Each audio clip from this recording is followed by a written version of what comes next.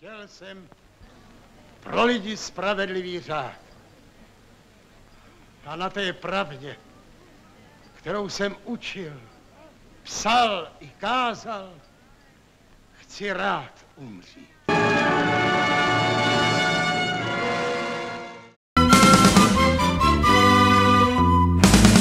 Skauti jsou připraveni díky žižkovskému učiteli Antonínu Benjaminu Svojsíkovi. Chtěl skauting přinést do Sokola, ale staré Sokoly tím jenom pohoršil. Mládež má prý cvičit na kruzích a ne chodit po lese a spát někde jako tuláci.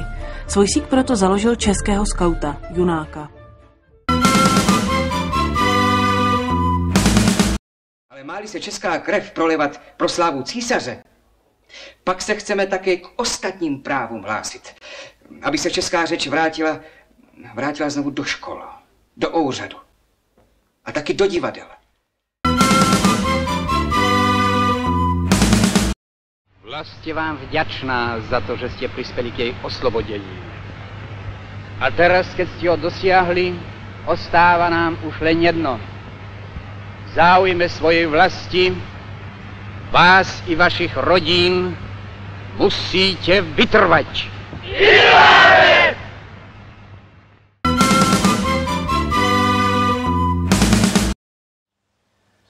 Ale svobodný občan, ten by se neměl krčit před žádnou autoritou, pánové.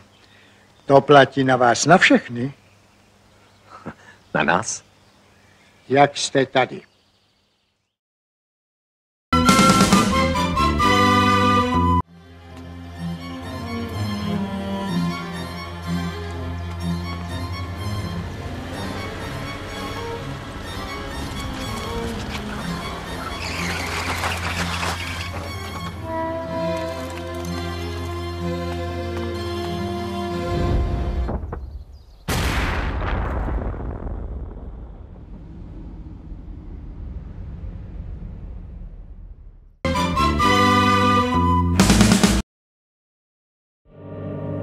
Bylo 8 hodin a 15 minut, když předseda Senátu státního soudu v Praze doktor Karel Trudák zahájil hlavní líčení největšího politického procesu v historii Československa.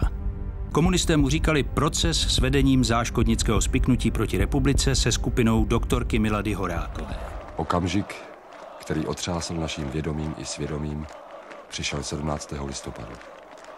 V den 50. výročí studentského protestu proti nacistickému násilí a bezpráví.